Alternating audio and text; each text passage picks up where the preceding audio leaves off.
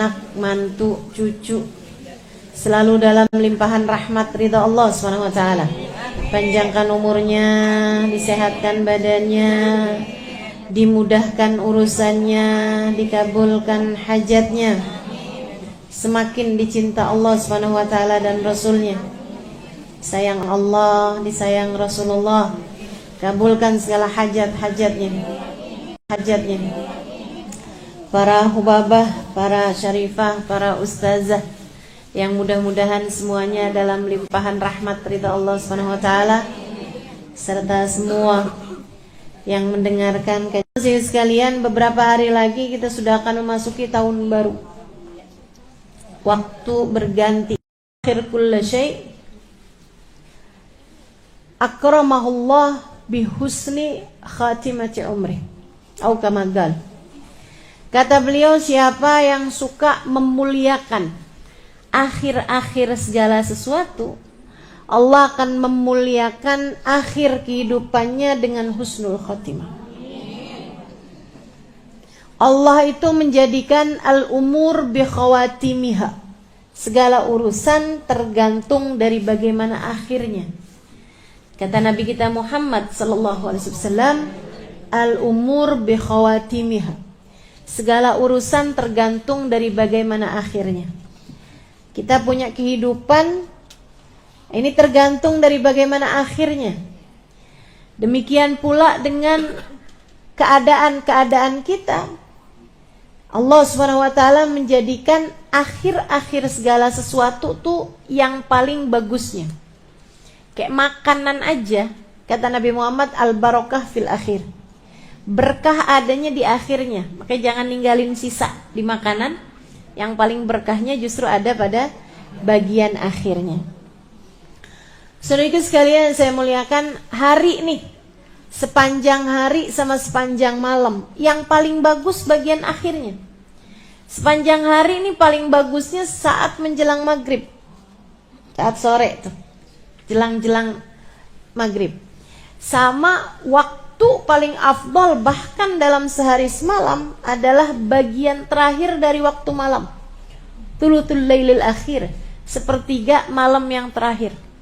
Bahkan dalam hadis Nabi Muhammad sallallahu alaihi wasallam mengatakan, innallaha yanzil fi thuluthil lailil akhir wa yunadi hal min mustaghfirin hal min taib. Sesungguhnya Allah Subhanahu wa taala turun di sepertiga malam yang terakhir, kemudian manggil-manggil, mana nih di antara hambaku yang mau bertaubat, yang mau kembali, aku akan terima. Mana nih di antara hambaku yang mohon pertolongan, aku akan beri padanya pertolongan. Siapa nih di antara hambaku yang memohon ampunan, aku akan beri padanya ampunan. Hal min talib hajatin, siapa nih di antara hambaku yang meminta satu hajat, fauniluhul matalib, maka aku akan kabulkan segala hajat-hajatnya. Waktu paling mustajab di akhir malam, sesaat menjelang subuh. Sampai-sampai dikatakan ma'uqitatil wilayah illa fi jawfil lail. Tidak diberikan kewalian kecuali di malam yang sangat gelap, di kegelapan malam. Kapan kegelapan malam? Malam semakin gelap, pertanda fajar sebentar lagi terbit. Artinya bahwa waktu paling gelapnya malam adalah di bagian terakhirnya malam. Nah, itu para wali-wali jadi wali karena mereka ada di waktu tersebut, sedang munajat, sedang berdoa, sedang meminta, sedang ibadah pada Allah Subhanahu wa taala. Jadi kalau lagi mikir gitu, jangan-jangan saya wali. Coba diingat-ingat, tahajudmu gimana? Ibadahmu di waktu malam gimana? Yang masih banyak tidurnya kayak kita ini, udah deh, yang penting selamat, gak usah ngarep jadi wali. Sedikit sekalian, waktu paling mustajab, waktu paling berkah di akhir bagian malam. Demikian pula dengan akhirnya minggu, hari Jumat. Hari Jumat tuh akhirnya minggu. Nah, itu kan paling afdol. Hari dalam seminggu paling afdolnya adalah hari Jumat. Saudaraku sekalian saya muliakan, kemudian akhir bulan. Itu namanya ayyamus sud, hari-hari gelap. Sunnahkan untuk berpuasa. Sebagaimana disunnahkan pula untuk berpuasa pada hari-hari terang, yaitu ayyamul bid, tanggal 13, 14, 15 dari tiap bulannya. Itu merupakan waktu-waktu yang mustajab, termasuk juga yang segera akan kita jelang secara khusus, yaitu akhir tahun kita ini, waktu yang sangat mulia. Beliau mengatakan, Habib Umar bin Hafid mengatakan, kamu kalau pintar menghormati akhir tahun, akhir hari, akhir malam, gitu kan ya, akhir dari segala sesuatu kamu suka muliakan, maka Allah SWT akan memuliakan hidupmu dengan akhir yang terbaik. Kita nih hidup nih, mau kayak gimana kita jalaninnya, tetap nilainya tuh di bagian final.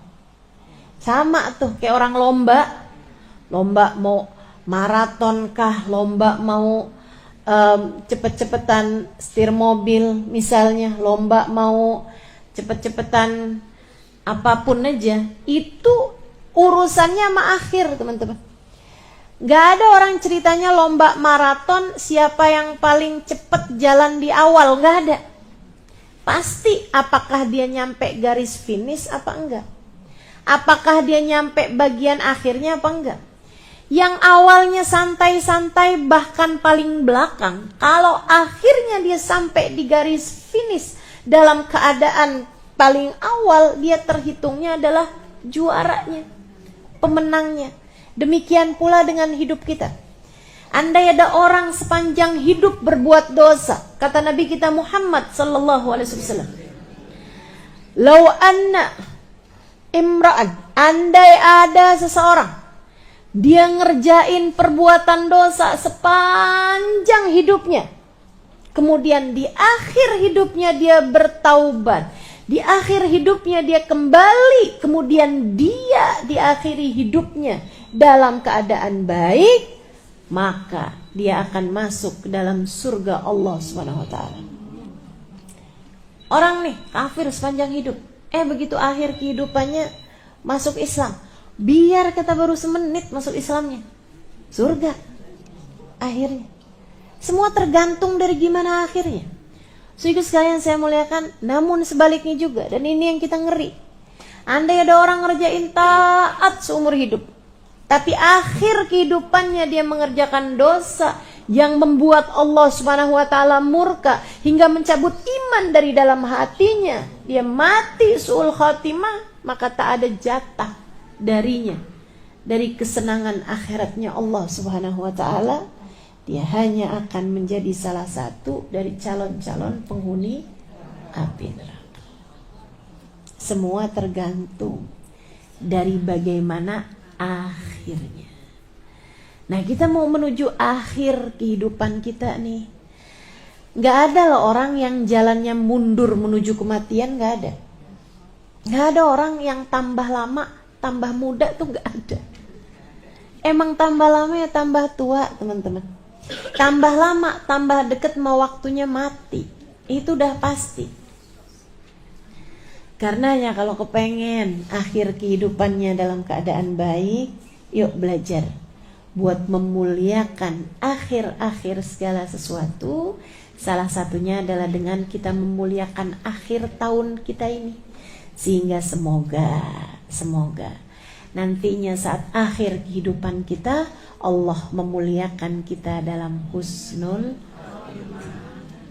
kematian yang indah, kematian yang bagus, kematian yang bagus.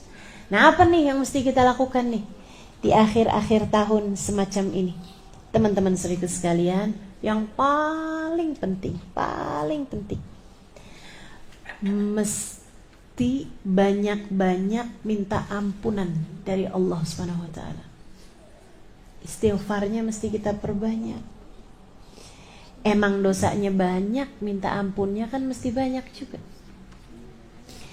Katanya ulama, kalau kamu ngerasa nggak bisa nyamain ahli ibadah dalam ibadah mereka, sekurangnya samain ahli taubat dalam permohonan ampun mereka. Kita mau nyusulin para wali nih dengan ibadahnya. Ya saya udah tahu lah siapa diri saya. Dan saya rasa teman-teman juga ya 11-12 lah sama saya. Kan begitu? Ibadah kita serba terbatas teman-teman saudara sekalian.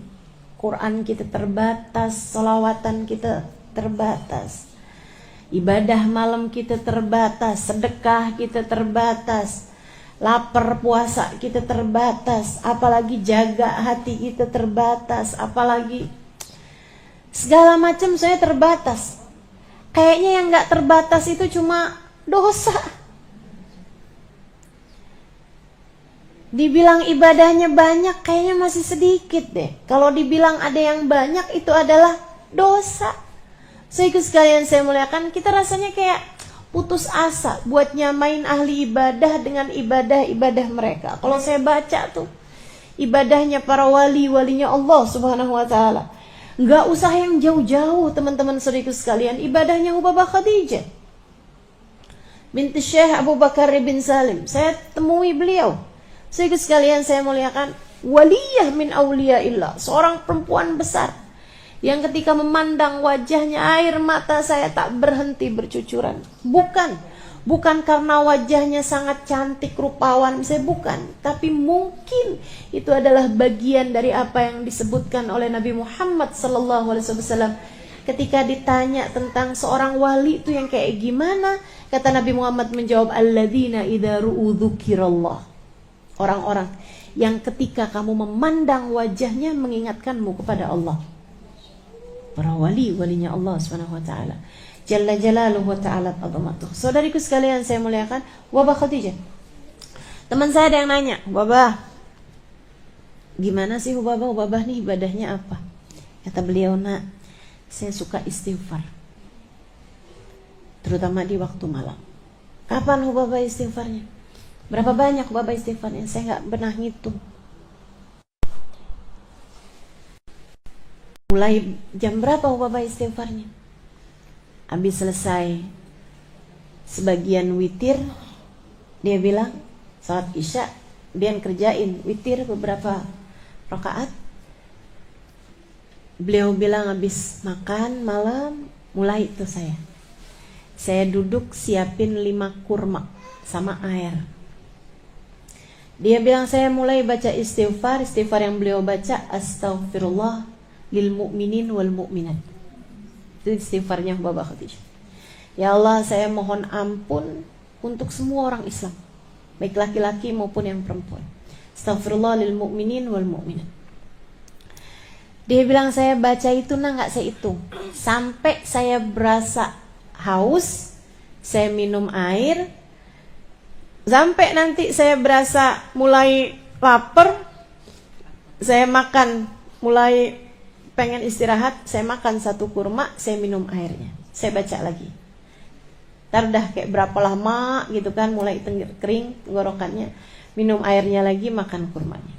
Dia bilang kalau udah 5 kurma selesai, udah tuh saya berdiri. Jam berapa kira-kira Hubabah?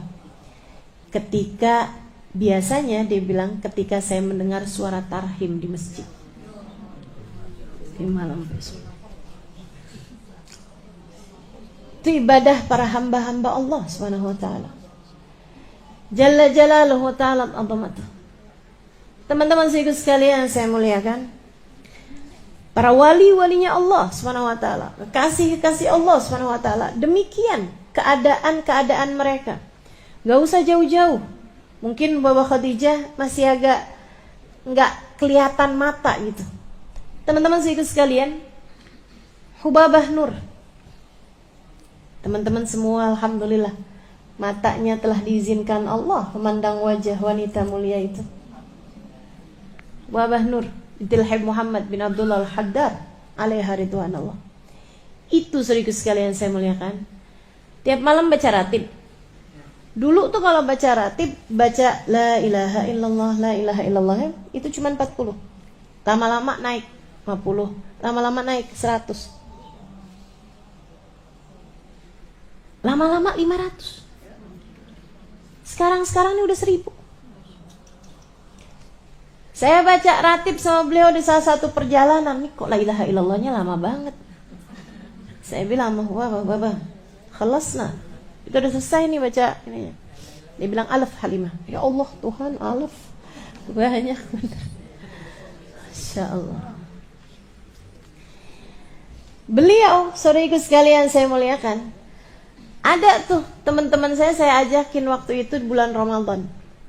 Habis selesai buka puasa, diundang sama beliau sholat berjamaah, lagi kurang sehat. Maghrib, habis selesai sholat maghrib, beliau yuk awabin masing-masing, nggak jamaah. Habis selesai awabin, beliau bilang, Halimah, saya kalau bulan Ramadan gini saya qadha sholat biar kita dapat nih pahalanya, kan lipat-lipat nih kalau bulan Ramadan. Barangkali ada sholat kita dulu yang kurang sempurna. Beliau kemudian qadha sholat maghrib, qadha sholat maghrib, isya qadha sholat isya gitu ya, qadha sholat maghrib berjamaah. Udah habis selesai, beliau bilang kita mau sholat tasbih. Tahu kan sholat tasbih? Isya, habis isya ba'diyah isya ma'awabin 6 rakaat. Habis itu sholat qadha 3 rakaat maghrib. Habis itu sholat tasbih 4 rakaat dengan baca tasbihnya kan 300 kali itu kan. Masya Allah. Sampai teman-teman saya pada bolak-balik nanya, Ustazah sholat apa lagi nih? Ini sholat apa lagi? Kita belum selesai apa sholatnya. Masya Allah.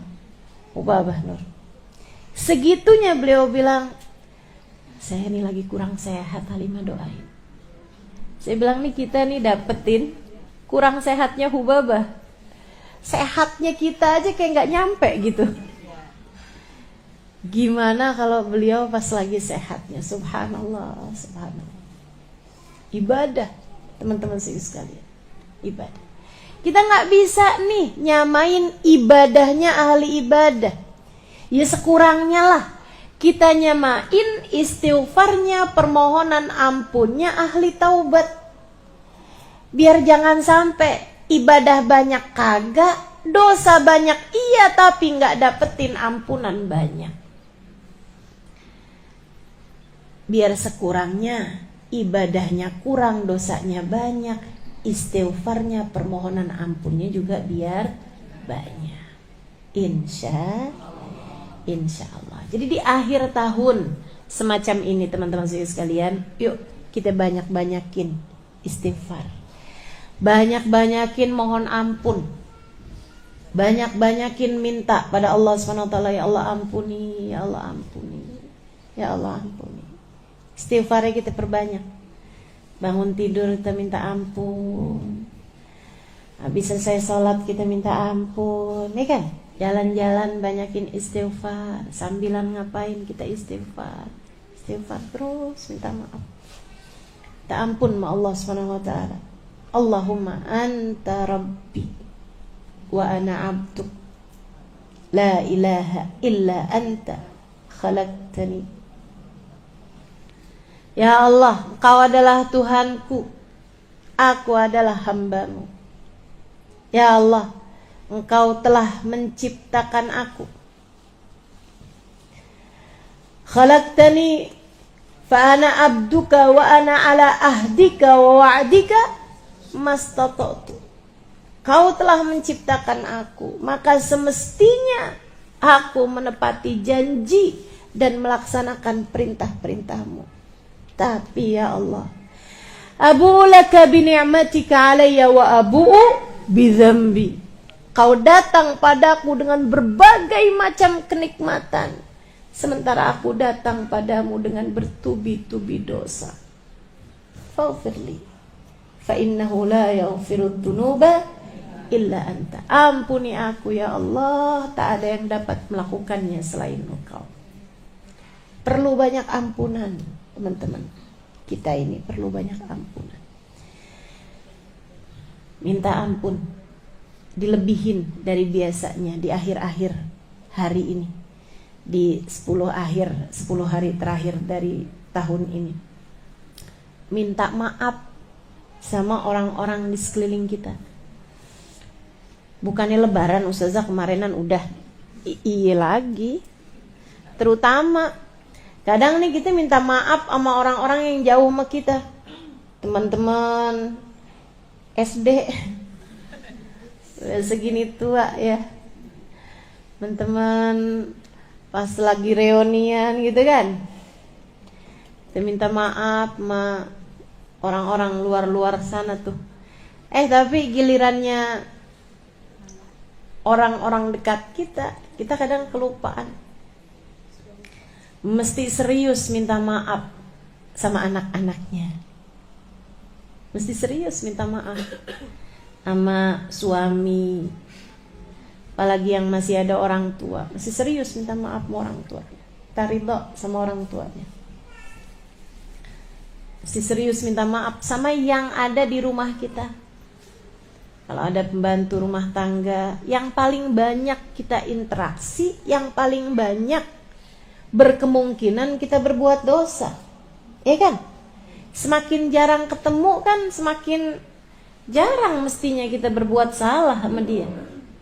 Tapi giliran yang sering-sering ketemu ini kan yang paling mungkin ada ucapan kita yang gak benar, gak enak, ada perlakuan kita yang menyinggung perasaan, ada perbuatan kita yang merendahkan, dan seterusnya.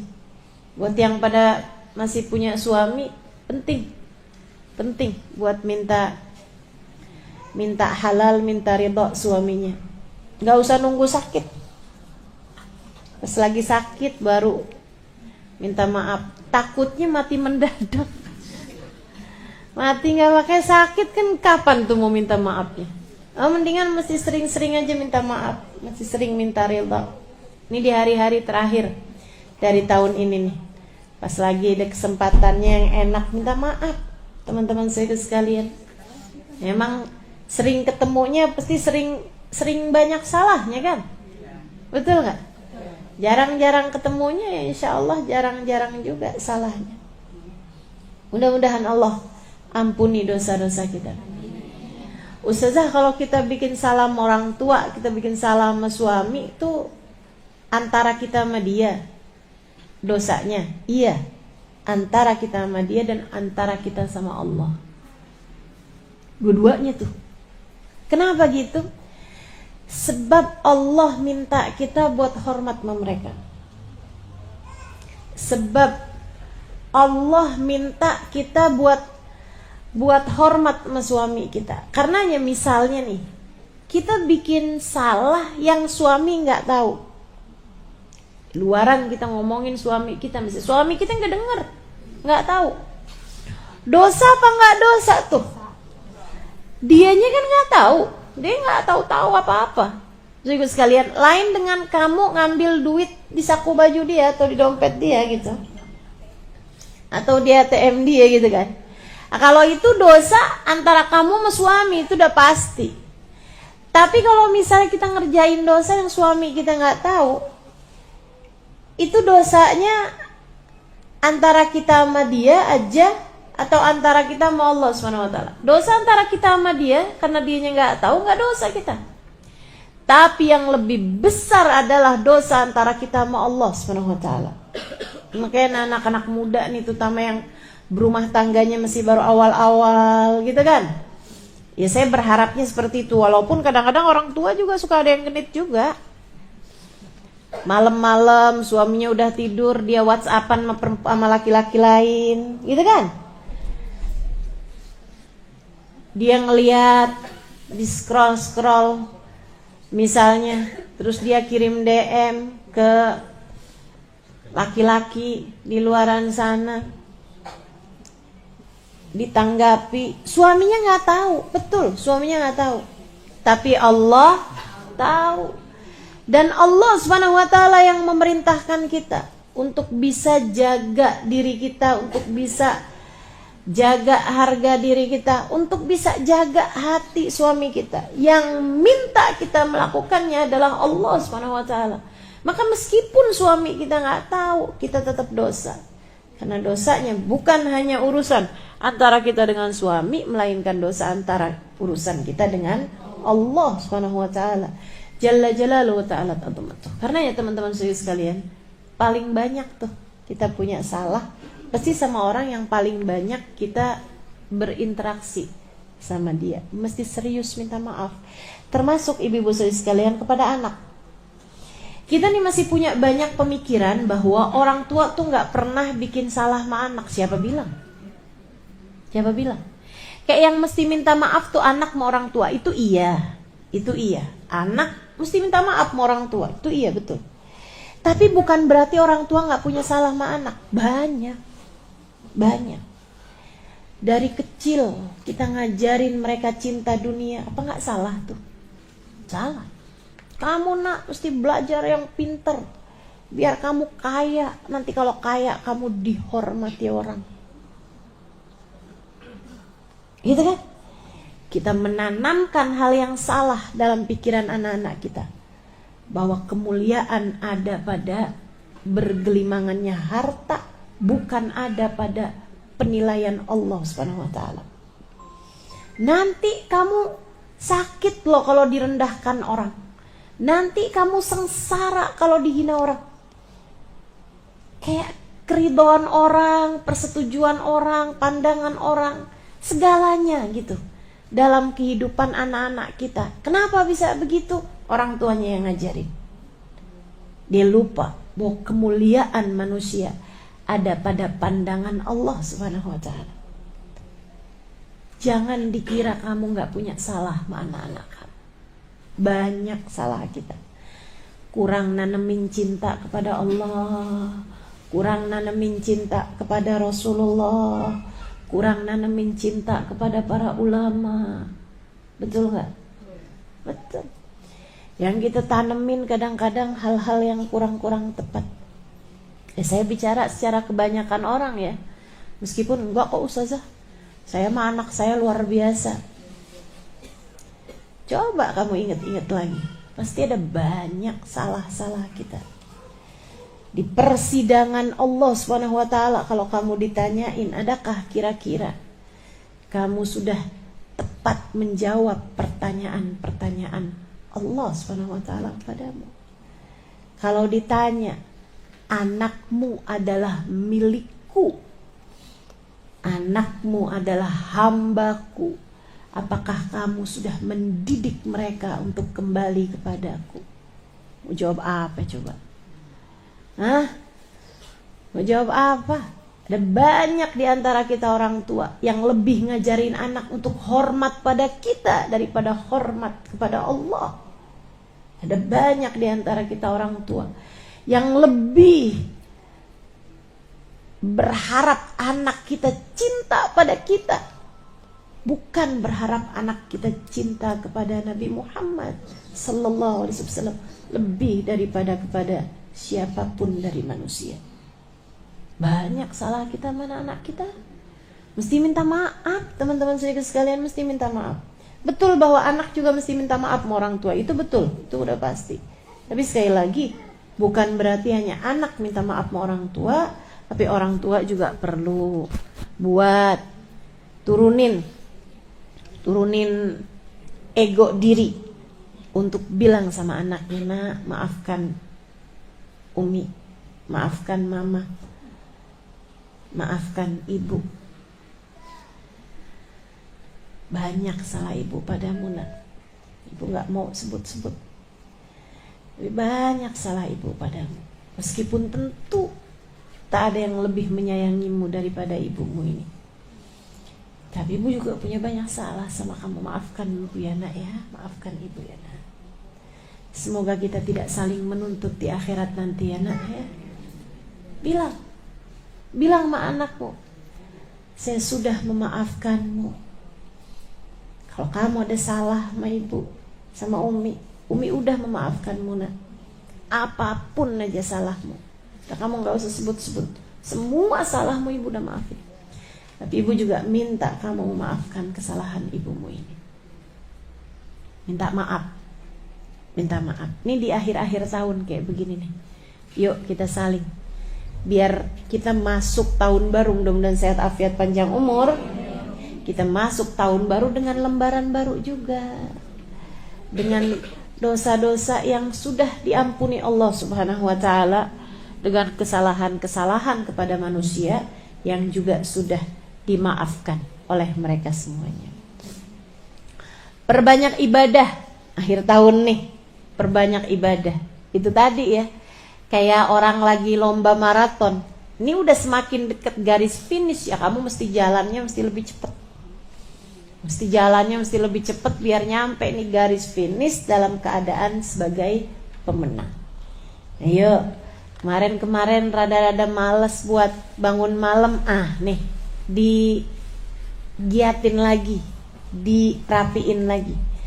Kemarin-kemarin rada-rada pelit buat sedekah, yuk nih sisa 10 hari nih gimana caranya biar sepanjang hari ada sedekahnya walaupun sedikit.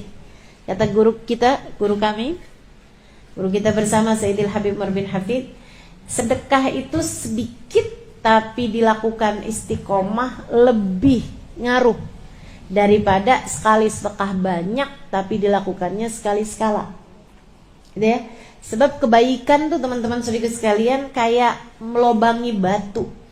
Setetes terus itu jauh lebih ngaruh buat batunya bolong daripada sekalinya banyak, disiram air banyak-banyak tapi sekali-sekali aja. Gitu kan? Pernah lihat gak batu kalau ditetesin air terus lama-lama bolong?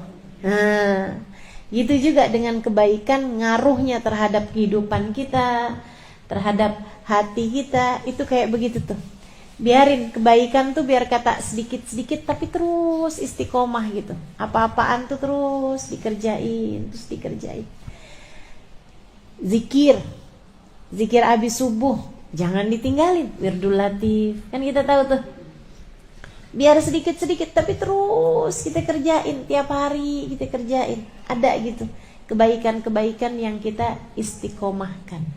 Hingga mudah-mudahan sekeras apapun hati kita, ia bisa menjadi hati yang bercahaya dengan ibadah-ibadah kita. Terutama di hari-hari terakhir dari akhir tahun ini, biar bagus ibadahnya, biar bagus takwanya, biar bagus perbuatannya, biar bagus akhlaknya, biar indah kita di akhir tahun, sehingga mudah-mudahan ketika datang ajal menjemput kita, kita dimuliakan Allah SWT dalam husnul khatimah. Nah, nanti pas akhir tahunnya banget, hari terakhirnya banget, kalau bisa puasa, biar ditutup akhir tahunnya dengan kebaikan, dan awal tahunnya juga tanggal 1 biar bisa puasa juga.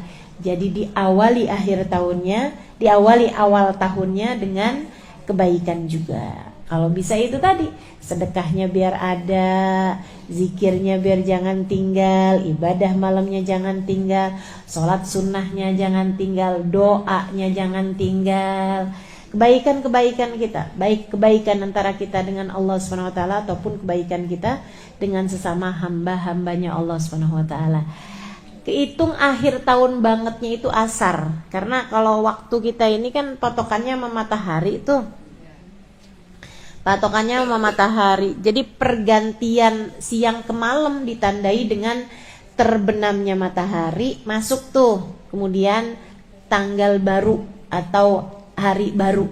Sementara kalau di kalender Masehi itu kan awal hari atau akhir hari ditandai dengan jam 12 malam. Nah, kalau kita nggak gitu, ditandai dengan masuknya waktu maghrib, sama masuknya waktu subuh gitu kan. Akhir hari atau awal hari masuknya dengan pertanda subuh, fajar. Nah, kalau awal malam masuknya dengan waktu maghrib. Jadi asar hari terakhir dari tahun baru, dari tahun sekarang, hari asar, waktu asarnya, bicara saya udah mulai kelibet-libet nih. Ya tolong didengarkan dengan baik biar saya lebih mudah konsentrasi. Asar hari terakhir dari bulan Dzulhijjah, gitu ya. Berarti jatuhnya Jumat. Jumat ini Jumat depan, gitu ya.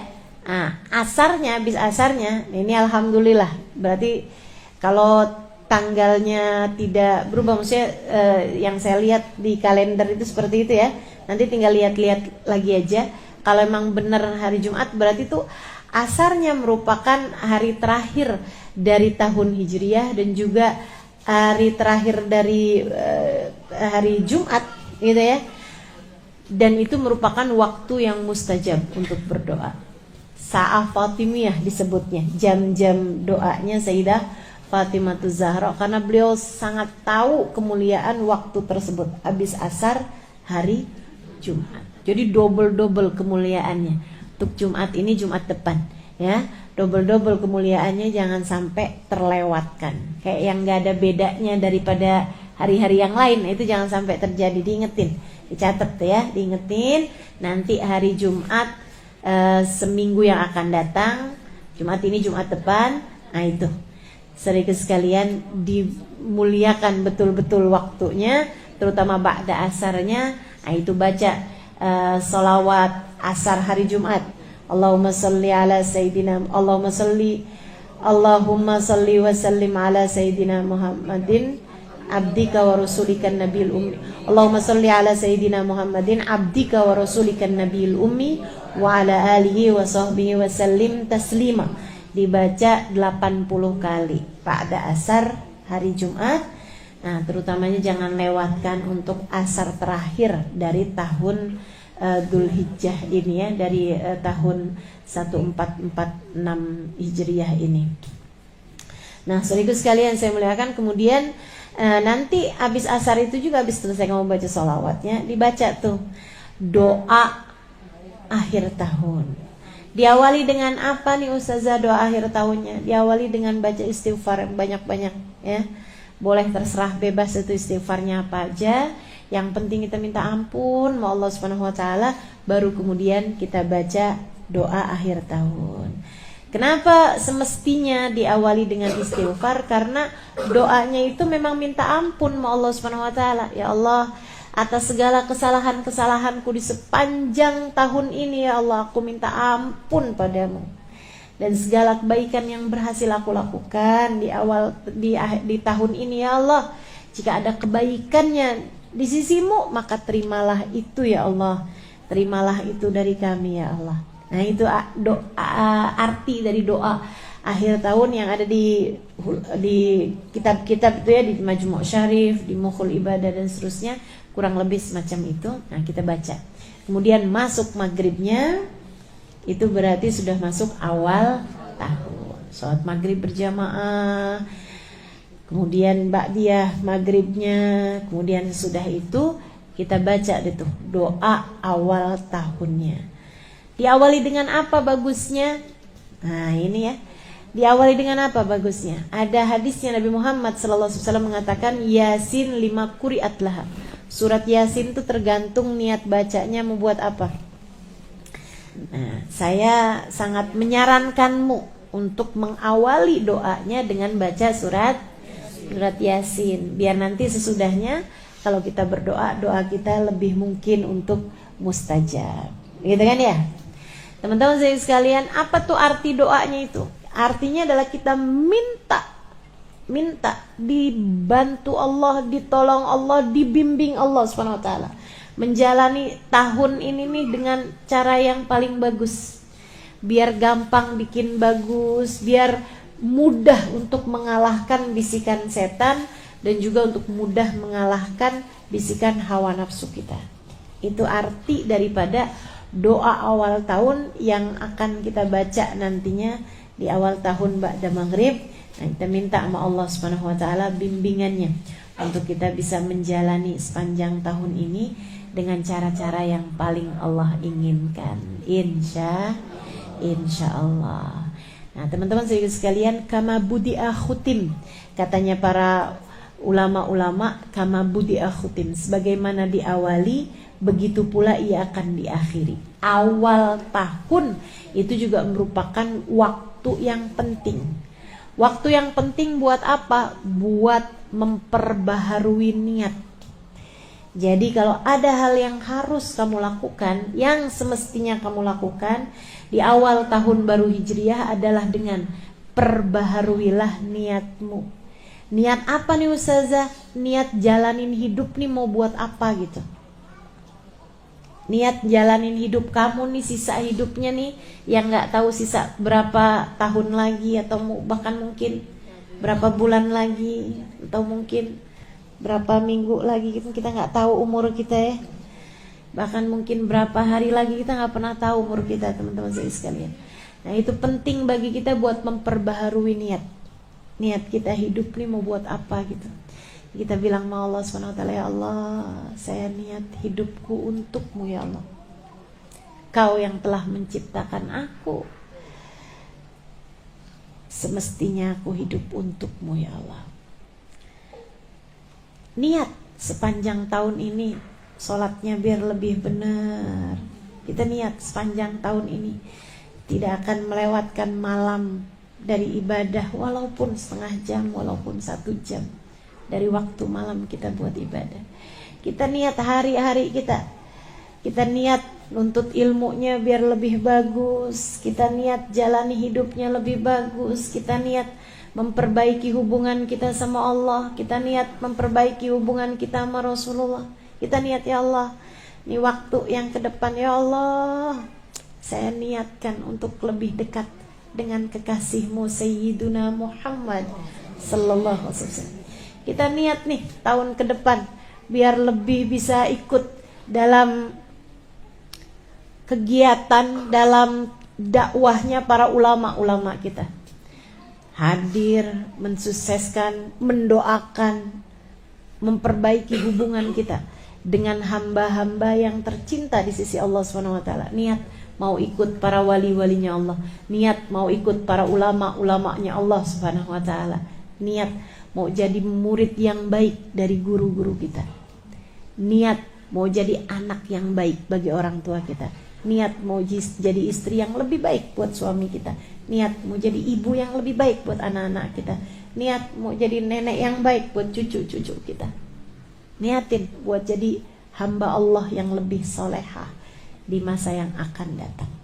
Nah itu kita mesti lakukan tuh di awal tahun. Sebab niat, katanya Nabi Muhammad SAW, innamal a'malu binniyat wa innamal likulli imri'in ma nawa. Semua perbuatan tergantung dari niatnya, dan semua orang hanya akan diberi sesuai dengan niatnya. Nah, itu ya. Kemudian Sayyid Muhammad bin Alwi bin Abbas Al-Maliki ngajarin kita buat awal tahun itu minum susu putih yang gak usah dicampur apa-apa ya. Minum susu putih. Niatnya adalah untuk tafaulan. Tafaulan ini, jadi beliau setiap kali awal tahun baru, ini diceritakan sama para murid-muridnya. Saya banyak berguru, saya banyak punya murid dari kalangan murid-muridnya Sayyid Muhammad bin Alwi bin Abbas Al-Maliki, Mekah itu ya. Nah, saya waktu mondok di Dalwa itu banyak dari kalangan ustadz-ustadznya adalah lulusan Sayyid Muhammad bin Alwi bin Abbas Al-Maliki. Dan ketika saya sekarang juga banyak saya berguru, atau banyak saya punya guru-guru dari kalangan murid-murid beliau. Bahkan putranya Kiai Haji Maimun Zubair, Gus Najih, ya. Nah, Kiai Haji Najih Maimun Zubair itu juga kelulusan sana, dan saya berguru dari beliau juga. Nah, itu Sayyid Muhammad kabarnya setiap awal tahun selalu ngasih murid-muridnya susu putih. Katanya beliau tafaulan. Apa tuh tafaulan? Tafaulan itu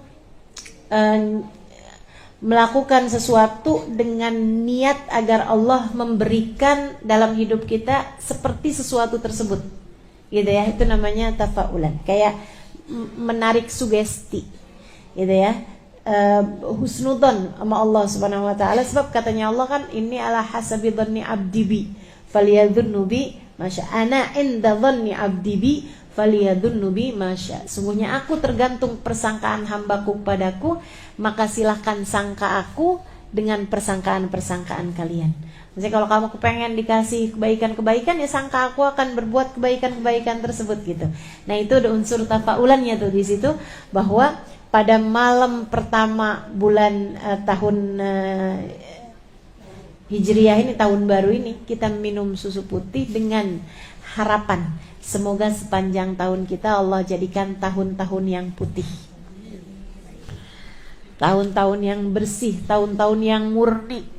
Teman-teman sekalian, tahun-tahun yang murni, tahun-tahun yang bagus, gitu kan? Gitu ya. Minum susu putih. Susu semua putih ya, pas keluarnya. Tapi kan ada yang dicampur coklat, ada yang dicampur stroberi, gitu kan? Nah, ada tuh, biarin susu putih itu.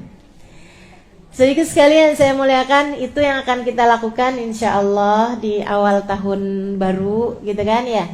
Kemudian sudahnya nanti ada lagi waktu mulia tanggal 9 Muharram namanya hari Tasu'a, kemudian tanggal 10 Muharram namanya hari Asyura. Nah itu hari Asyura juga merupakan salah satu hari yang penting.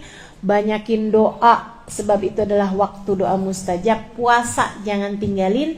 Kata Nabi Muhammad SAW, ini arju an yakun yom saum Asyura yukaffir dunub sana. Aku berharap puasa hari Asyura dapat menghapuskan saum yom Asyura yukaffir dunub sana. Sungguhnya puasa hari Asyura ngapusin dosa 1 tahun. Nah, insya Allah mudah-mudahan Allah Subhanahu Wa Taala kabulkan semuanya insya Allah. Dikasih kemudahan baca hasbunallah wa ni'mal wakil, ni'mal maula wa ni'man nasir 70 kali diiringi dengan doanya yang ada di kitab-kitab Majmu' pada tanggal 10 ya.